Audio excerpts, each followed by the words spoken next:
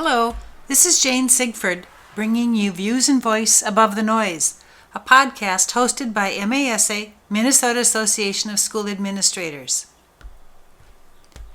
Today's guest is Dr. Bernadeia Johnson, a retired superintendent from the Minneapolis Public Schools, who is currently a professor at Minnesota State University, Mankato.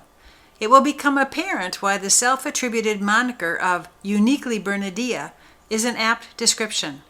As an African American female and as a person who has lived and worked in the South and the North, Bernadeia has unique insights into the role of superintendent as a female and as an African American. She came to education through a different path and completed some of her studies in an alternative program. We will hear about some of the insights she has achieved when she completed the research for her dissertation, which was entitled African American Female Superintendents, Resilient School Leaders, which was earned at the University of Minnesota and is available online. Again, several themes have emerged from our conversation. One, she talked about the constant scrutiny and criticism that she was under as a superintendent of schools in a major city. Another was she discussed the need for support systems such as faith, family, and kitchen cabinets to maintain resiliency in this difficult role. She stressed the need for balance in one's life because the demands of a superintendency can easily slide into a position that demands a 24/7 presence at meetings, community events, administrative tasks, and other professional responsibilities. She related stories of situations where race, more than competency, became the issue. She, like most of the other podcast interviewees, stressed the importance of relationships, and she added an additional emphasis on the need for strong community involvement and relationships as crucial to being a successful school leader. Let's hear from Bernadeia herself. My career path was not a traditional one. I attended Alabama A&M University, a historically black college, and majored in speech therapy. Then came to Minnesota to live with my grandparents. Decided I would go to the University of Minnesota to get a master's in speech. But in the meantime, started to work for First Bank, which is now called U.S. Bank, and became a teller, then a teller supervisor. And at that time, I was thinking, what do you really want to do when you grow up? And I kept getting advanced throughout the First Bank. At some point, I decided it really wasn't what I wanted to do. For a number of reasons, it kept me away from my family month in and year end. I couldn't see how I could show my passion and my original interest in education. So I decided to go through an alternative licensure program called the Collaborative Urban Educator Program at the University of St. Thomas, and it was a collaboration between Minneapolis, St. Paul, and Minneapolis Public Schools and St. Paul Public Schools and the University of St. Thomas. So I did that program. Upon completion, I was assigned to a school in St. Paul, Highwood Hills, on the east side, and I was there. It was an alternative licensure program. In Minneapolis, the interns were placed in the classroom with the teacher. In St. Paul, I was down the hall from my teacher. So, for example, my teacher would be on the 5-yard line and I would be on the 50. That's how far in terms of distance. I struggled through trying to be the best I could for my students. Went to classes at night at St. Thomas and prepped with other teachers to help me be the best teacher I could be. But I also always felt that in others' eyes, I had done something untoward in terms of getting into the classroom, and that because I hadn't gone through a typical educational program, that I really wasn't worthy to be a teacher. That's the feeling you got from other teachers? Other teachers, because I couldn't say that I went to the University of Minnesota, St. Thomas, and got my undergrad degree. So that came with a set of assumptions, ways of being that's kept my guard up, but also had some resentment from the teachers. I remember distinctly being in the media center teachers were passing out some paperwork that the principal had given them for a discussion we were going to have. I reached my hand up to get the paper, and the white teacher said to me, "No, this is not for you. It's not for EAs." Just because I was black, not that she asked, because I was black, female, she basically said, "This paper's not for you." And I said, "Well, I am a teacher." And then she gave it to me with this puzzled look on her face. I felt like... She assumed you were an educational assistant. Because I was black. Because the school had all white teachers. And they never had diversity, so she assumed that about me. And so those assumptions were there. And you had parents who had been in that community. The school is right down McKnight, close to 3M. So we had some 3M parents there who had their kids there. You had some wealthy. And you had an area close to it that was sort of a project, but teachers lived there too. So there was kind of a mixed income setting. But the majority of the students that we had in that class were all white. It was interesting to kind of maneuver and to prove yourself with not only the students. I don't think the students cared less, but the parents and the other teachers, because the teachers talked to the parents talked to the principal, so everybody's kind of concerned. But I ended up leaving that position. Did things change over that time? Well, another black teacher came. And so we would make jokes because we would stand in the hall, talk to each other. We would say stuff like, we better be careful because people may think we're starting a gang. And we have to separate because we were cognizant of the fact being one along was one thing, but being two along, so then you start to get strength in numbers. You start to get more people there. That folks had a sense of fear. I don't know, fear about how to interact with us, how to think of us as teachers. As the years went on, my other black friend and I started to see absolutely a turn in the demeanor and the thinking of the staff, the parents. They started to see us as excellent teachers who understood what needed to happen for kids. They also saw a lot of tough love. So I had a couple of students in my classroom. Both their dads were doctors. One had a dad doctor and the mother was a doctor. They were really smart, but they just wanted to do enough to get by. And I remember distinctly telling their parents they need to participate in a math club or something. And they didn't want to do it. And I said, well, here's what you get to understand. I'm telling the two kids. You get to choose your underwear. Your parents get to make choices about your education. So I called their parents up and told their parents that I felt like it would really challenge them more. They did it, and they won, and they loved it. It showed me how important it is that that partnership exists between the parent and the teacher and the students, but also how important it is that we give all kids, even ones that are smart, opportunities to push their limits. So after that, I got an intern assistant principal job down at Saturn Riverfront Academy with Nancy Katz-Merrick.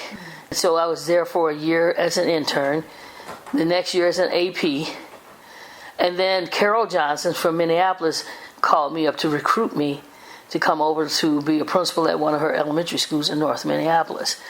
This was at the time Pat Harvey had come and joined the staff. Kerman had just left. I had said that I would never leave St. Paul because Kerman set up a program to support National Board Teacher Certification. So I did that as a teacher with the support of the superintendent. And then I became an AP. And it was interesting in that, you start to see politics early. Same thing, it was a building. We were in a building. There used to be an old YWCA building. And I remember this parent couple were really upset with me about something. And the only reason I remember is because they said they were going to call Jesse Ventura on me. Like the governor. Why would they call Jesse? Because they said I gave them an answer. I was a smart ass, and I smiled when I talked. I smiled at everybody when I'm talking to them. They took that to be disrespectful. I'm like, I smiled at everybody, but they called the governor. Because everybody thought, Jesse's a governor. He's a normal person. And the governor's office did call me. And I think that's the first time I'm like, dang, the politics and all this stuff is just real. When they called you, what did they say? That they had gotten a complaint from a parent And they asked me about what happened, and I explained to them. That was it. I never talked to the governor. It may have been a chief of staff or somebody in his office, but it never went anywhere. But it just made me start to think more about how I deliver information and how I think about information.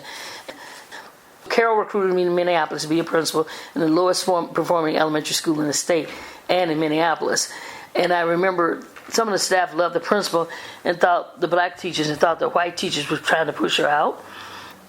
I went over and I had my 2 children with me. Associate superintendent introduced me, and all the black staff got up and ran out. I remember leaving that night, and my kids said, "Mom, don't go there. They don't want me there." And that's one of the first lessons I taught my children. I said, "They don't know me. They're used to this certain person who's no longer there. I've been hired to replace her. And so I don't want you guys to be afraid of what can happen to me, because I'm uniquely Bernadeia, and I'm sure they're going to love me and respect me like they did her. But I'm not afraid." Why did the black teachers leave? Well, they felt like the white teachers were all on the black teacher. They thought that they were disrespectful, and every time anything would happen, the white teachers would call down to Carol's office and complain. I don't know what that complaint was, but I do know that I had to deal with some of those white teachers myself. One teacher, I remember meeting with her. She was sitting down, and I had just looked at filling some drawers that the other principal left, and I was pulling it back. There was a piece of paper stuck in it, and I pulled it out, and the teacher was coming to see me. It was a teacher who had written his note to the principal saying, "Yes, I agree, I'm a racist.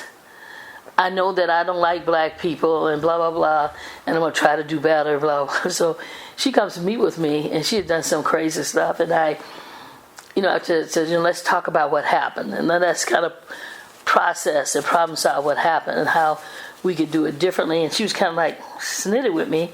And I said, "And yes, I know you are a professed racist."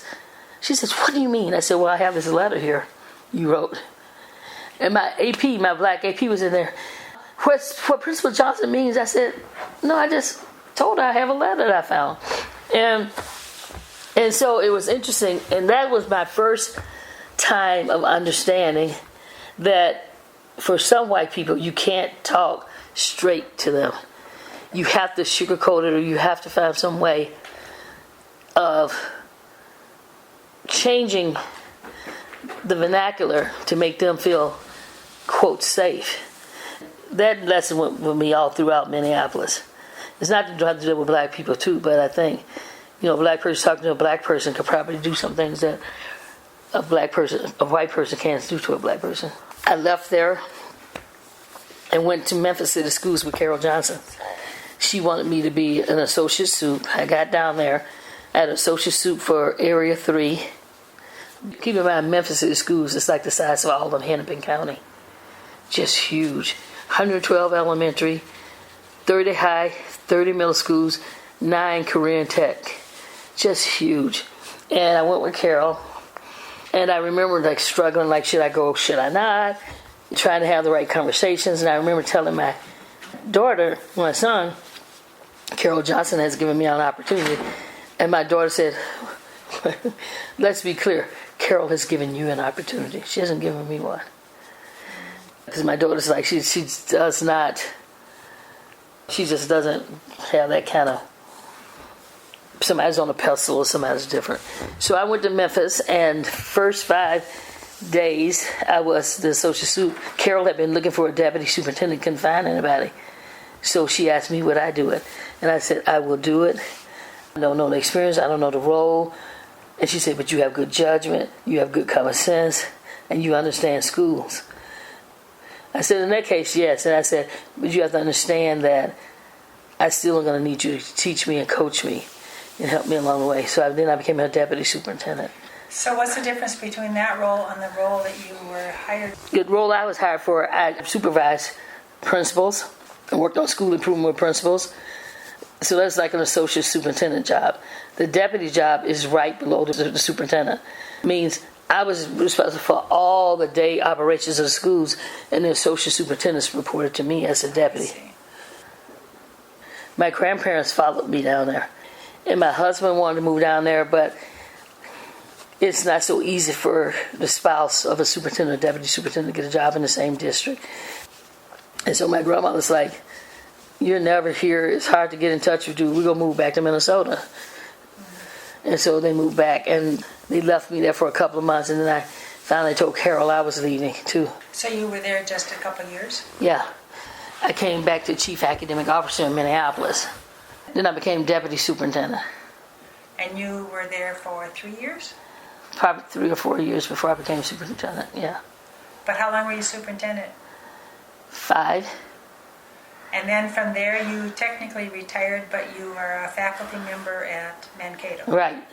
In 2014, I left the district. I actually resigned as of January 15, 2015. And I went to Mexico for a month and just kind of got my mind together. And I came back and I'm like, what am I going to do? My husband likes photography. He likes playing in a big band. I decided, I was over there kind of coaching some principals with Melissa and Candace. And they announced at one of the coaches' meetings there was a position open. And if any of us wanted to apply. And so I did apply and got in. In Bernadeia's research, she examined the role of Black educational leaders and teachers. An ongoing issue for American education has been and is the ability to attract and retain teachers of color. Bernadeia talks about the need to have a cadre of educators from which we can develop administrators and leaders of color. Several events in history have worked against this. Historically, pre-Brown v. Board of Education, Black students went to Black schools and were taught by Black teachers in supposed separate but equal settings.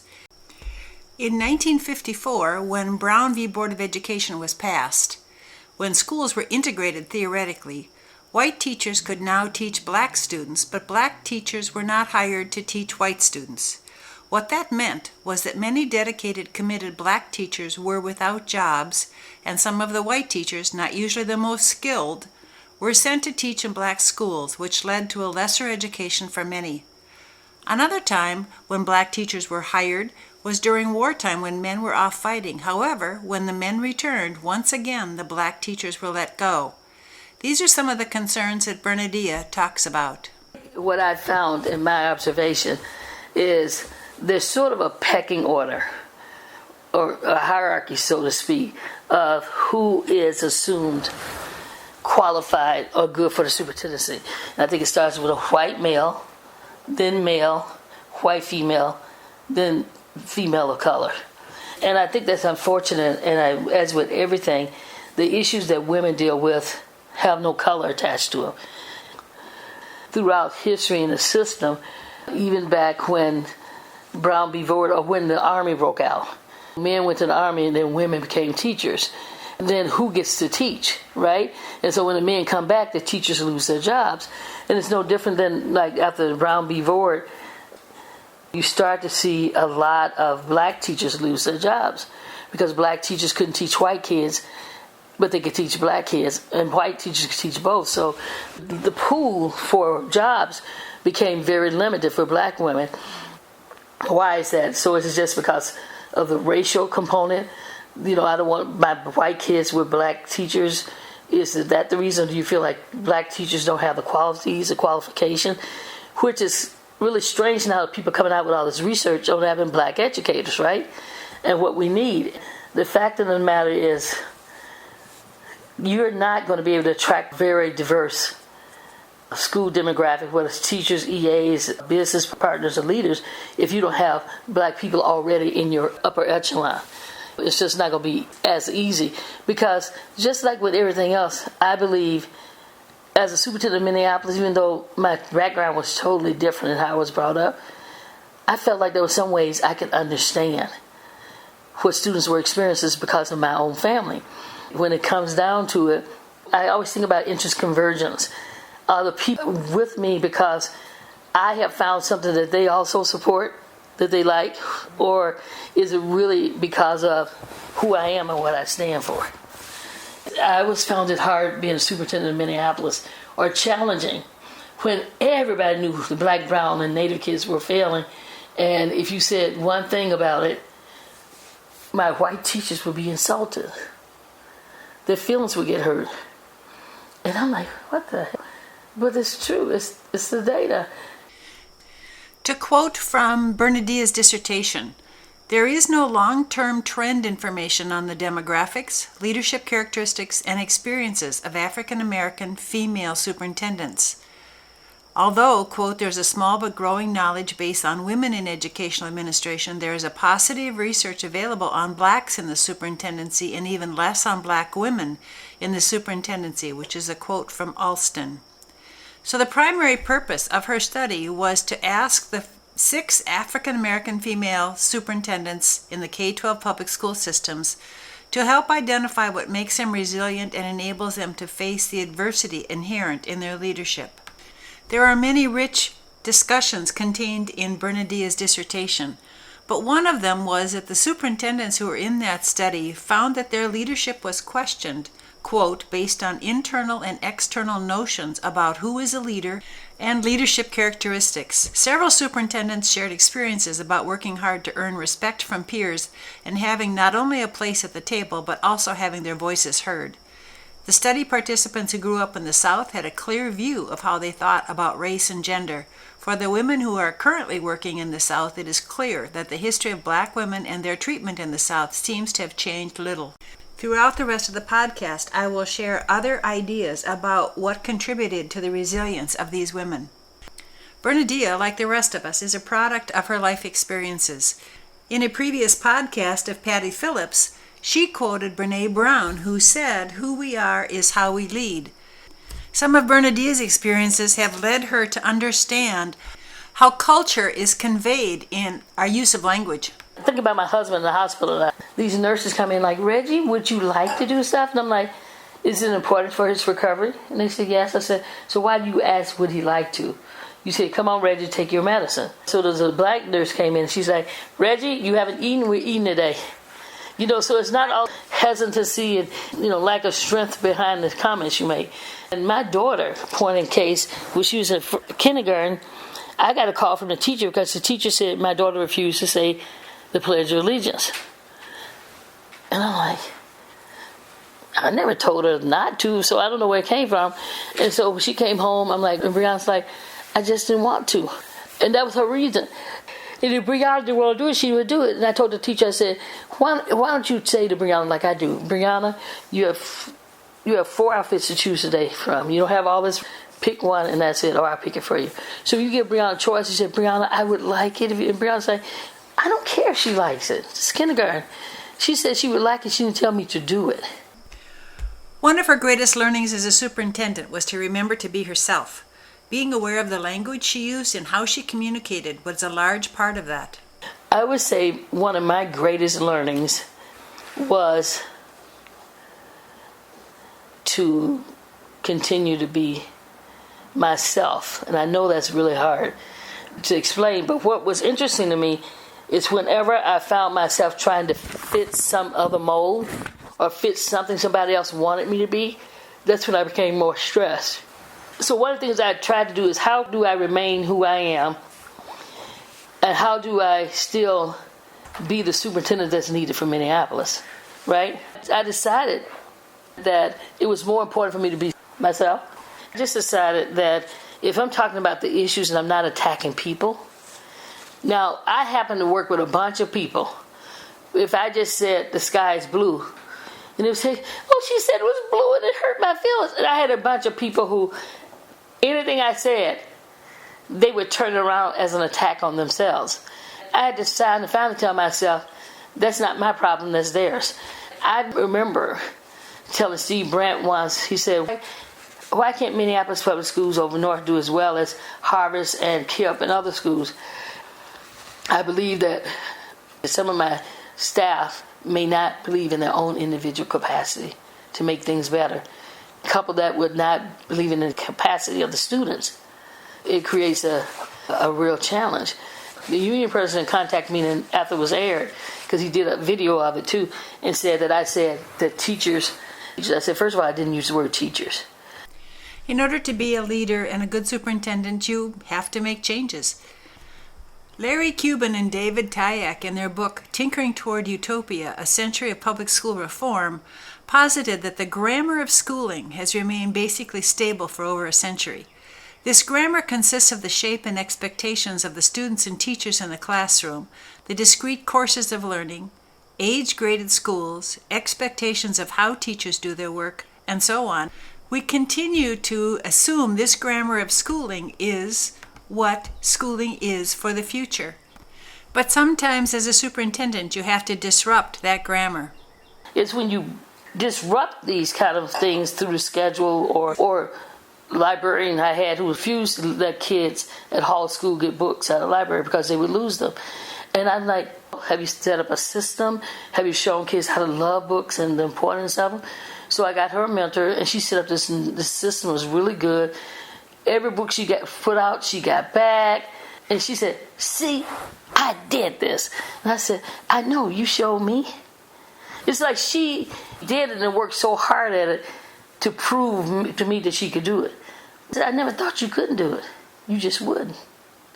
And my thing, if a book is lost somewhere and another child picks it up and reads it, hallelujah. Upon reflection, another disruption she wishes she had made was more community involvement and changing certain practices with conferences with parents in Minneapolis. I could have done a much better job of is getting families involved more. Well, I mean, I let them off the hook. I think I thought about the parents in some of the communities we were serving, and the parents having to have 2 jobs, not being able to come to events and stuff. And so sometimes I may not have done as much engagement as I needed to do. I would think about my personal experience. My mom was a teacher, second grade teacher, and my mom and dad were divorced. And so sometimes she had to play at the church, and sometimes she did the school musical and that kind of stuff. I remember I had a concert and I was first chair. She didn't make my concert. And I never was angry with her about it. I always thought, well, this is what happens when you're a single parent. You have so much going on. And I felt like we could have found other ways of working around that. For school conferences, some of my schools had conferences during the day, starting at 8 in the morning. If you're a parent who works during the day, when do you get to go to conferences? And they didn't have it the night ones. And I'm just, how do you let that stuff continue? If you say you want to hear from parents, you want parents to be involved, and yet you set up systems that create inabilities for them to attend, that kind of thing just bugs. As a professor, she has seen that higher ed is also stuck and somewhat disconnected from the day-to-day realities of our pre-K-12 system. Her experience as superintendent and teacher is a plus in offering other viewpoints, and she feels committed to staying connected so that she can provide richer insights for her college students. I've learned how important the classroom experience at the university is designed. Intellectually, I knew that, but I spent a lot of time thinking about. Fortunately, I have some people take the class because I used to be superintendent. I've had people, like one guy in one class came in and said, I wasn't going to take this class. And I said, oh. I said, oh, really? He said, yeah, because you're teaching it.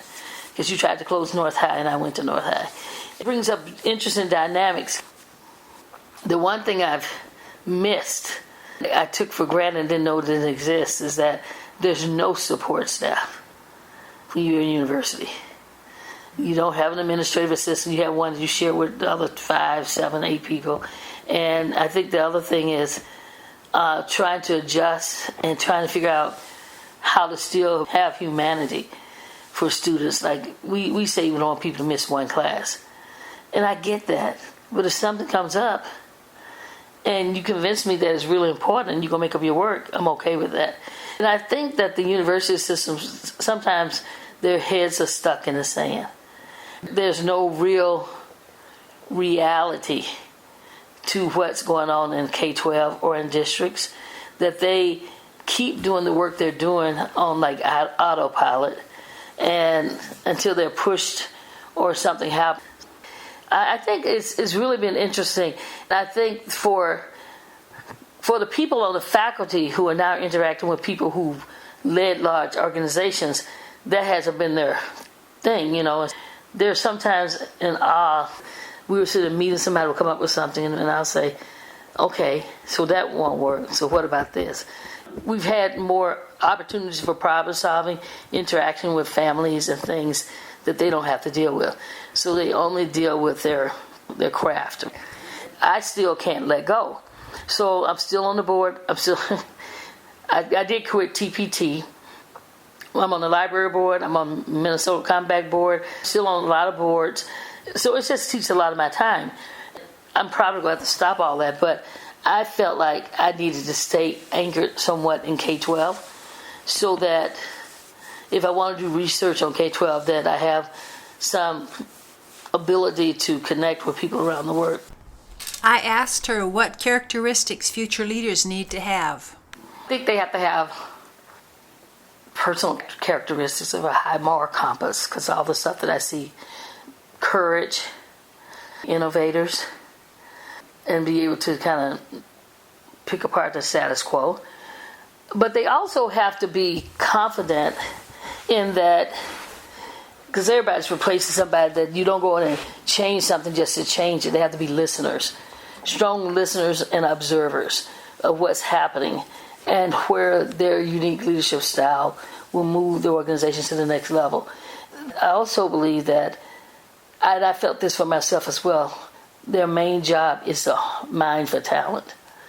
You're out there, you see somebody, you're impressed with them, you try to figure out how to always have a cache of people that you could tap into to do the work. They have to be visible. I went everywhere. I probably overdid it, but people want to know the superintendent. They want to know what you like and think, because you're the leader. You're making all these decisions. But I had to cut my stuff down. I was out every night. And I told my administrative assistant, I said, I'll do 2 nights a week. I can't stay out late. I mean, because you get so tired. So you do the athletics on the weekend. You go to community meetings. You go to Itasca at 7:30 in the morning. The glass is so clean, I walked right into the glass and cut my lip. Just because you're so tired, in order to survive, they have to have some kind of kitchen cabinet, some kind of group of people that they can rely on to give sage advice, to push them and not let them just go with what's easy and not challenging. In your opinion, are the needs different for women and men leaders? This is an interesting thing. I think women leaders, and what I've read and what I've seen, women leaders for sure have to find to complementary staff. So women may not be up to speed on all the law, the financial stuff. So you got to make sure you have a top-notch financial person there. But then if you're a man and you have come from a different background, you must have an academician on your step. So needs are different. Some of them are stereotypical needs, and some of them people have to be vulnerable and say, look, this is not where I'm best, but I would need somebody to do this. And you have to make sure you mind for that talent and use those people in that way, because I've seen it happen both ways. The fact of the matter is, the women leaders that I've been around, and I think it depends, because some days I felt like I needed to be tougher than I was. I can't say that I ever disrespected anybody or went too far with that. I've seen some men do that, and I'm thinking, damn. I think women by nature are more collaborative. I do believe women lead differently. They lead. And this may slow them down sometimes. I think they want to have a lot of input, a lot of understanding, so when you make a decision, you know what you're doing and why you're doing it, and you can explain it all along the way. And I've seen the men, it's like, we're doing this, I don't have to tell you why, because I'm the leader. And that's in education in other areas too, just like, we're doing this. And sometimes I've been jealous of that, because you can ask and ask and ask, and at some point, even when people have the same information you have, it's hard for people sometimes to say, okay, I want to do this or I don't want to do that. And the fact of the matter is that the woman leader feels compelled and feels pressured, I think, to make sure they do all that. I think men just kind of like, And I always felt like I had to hear from people myself, not from somebody telling somebody to tell me. I wanted to hear from myself so I could kind of reflect back, is this what I heard? Is this what you're thinking? That type of thing. And then I can say, whereas I appreciate this input, I can tell you that it's a little similar to what we thought about, but here's what we found as a challenge to implementing it that way. So you kind of give people, give them something like, yeah, this is not stupid. This is just the way it is. I think women give up a lot too and sacrifice. The men go to work. The wife is going to be home and made the dinner or pick the kids up from daycare, done the chores and done all that stuff. I think that unleveled burden or responsibility that women carry with them as the mothers. But I also know that it's not that men can't do it. Like, what I get angry about is like, if I'm angry about something or I'm asking questions, that's when you get back to this angry black woman stuff. Because the way I'm wording it is not in soft, pillowy, charming language. Then the person thinks they're being attacked or whatever the case may be. Because we're not used to having direct conversation. Previous segment, you heard echoes from the podcast with Patty Phillips, who is retired superintendent from North St. Paul, Maplewood, Oakdale, who also described the collaborative style of women leaders. Both Patty and Bernadeia talked about decision-making as an extensive information-gathering process so that concerned parties have a lot of data before them so that they can understand the issues and decisions. Both women talked about the challenge of being firm and being so-called tough. That even takes on a racial component for Bernadeia in her constant awareness of how to say things and communicate ideas. Other African American women in her study had similar experiences. Bernadeia's comments about needing direct language and not having to use pillowy or Charmin language is a dark shadow lurking behind the perception that when a black woman or black women speak forcefully or directly, they are often perceived as angry. In fact, there is a Jim Crow term, sapphires, that referred to black women as rude, loud, malicious, stubborn, and overbearing, which has led to today's meme of the angry black woman. Language and communication styles are very culturally laden. Dealing with cultural biases is exhausting, which is why Bernadeia decided to study the traits of resilience that some black women superintendents have learned as coping strategies. Plus, she continues to share strategies that she has developed personally. When I started talking to people, there were things that I saw that they all did that was in common, and faith was so important to them. Faith and family, and going to church, doing whatever they could. And the things that they were challenged by, because a couple of them got divorced, trying to maintain a family and do the work. It was hard. The other learnings were more about who do we have to mentor us and support us in these jobs, which came up as a challenge for people. And I think board-wise, the black women seemed to feel like they were having more challenges with female black board members. And that happened to me and Carol. One of the board members got mad, thought Carol not dressed too well. She was a secretary somewhere, so she wanted to make sure she was always checking out salary. So there's always seems to be these kind of barriers that are real, that some people are not aware of, like, how much jewelry you got on, what kind of car you're driving. Some of that stuff came from the black board members. And then you start to see that, for me, it always bothered me. And I don't have to be called Dr. Johnson, but I would be in a situation where, like I was in Memphis, and two men walked in before me, and then I came in, we were coming for a conference. Oh, there's Dr. Spots, there's Dr. Wright, and, oh, look, there's Bernadeia. So afterwards, I couldn't wait to go up to him, and I said, if you're going to call all the other doctors doctor, you should refer to me as doctor too. You call them by their first name, then I'm okay with Bernadeia. But to me, I could see, that was intentional. The thing that I've had to find that's been challenging for me is I call it out every time I see it. At first, I didn't. I would just kind of swallow it. I had a board member come up to me when I first became superintendent. I said, hi, well, I'm glad we're getting a chance to meet. Hi, my name is blah, blah, blah, and I heard you are vindictive. I said, wow, I've never heard that. And this is really catching me off guard and by surprise. I would like to ask you to let me think about that and check in with some other people and see if I'm missing something, because it could be that I'm missing something. And he said, okay. I came back to him, I said, well, I've talked to a few people, and people say, if I'm holding people accountable, and Minneapolis doesn't like being accountable, that's not being vindictive. And by the way, I reject your characterization of me. I'm not vindictive. One of the things I found out in my dissertation work with African American females, you have to be twice as prepared as they are, and you have to be twice as ready. So you have to be a good communicator. Communicating complex issues is really important. If you're a person of faith, not letting that go, doing whatever you need to keep that faith going, because you'll need that for strength.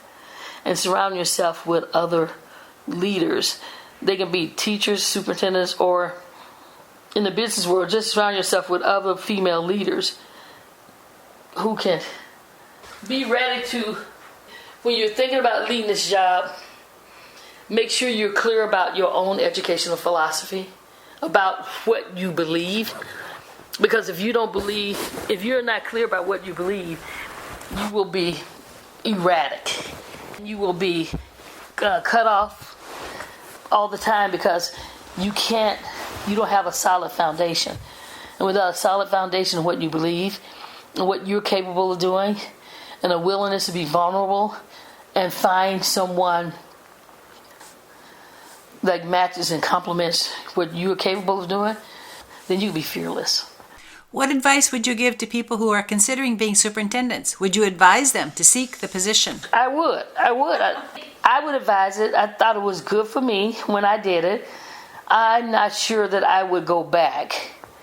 And I think that's a function of just my health and my husband's health and that type of thing. But I would say that don't go in there unless you're ready. And we're never ready for everything. We never are until it happens. If you have a solid core, and you have a strong communication, and you've listened to the community and been out among the community and identified some influencers that you could always go to, like some kind of kitchen cabinet, you have to set yourself up for success. You can't just wait for it to happen dynamically.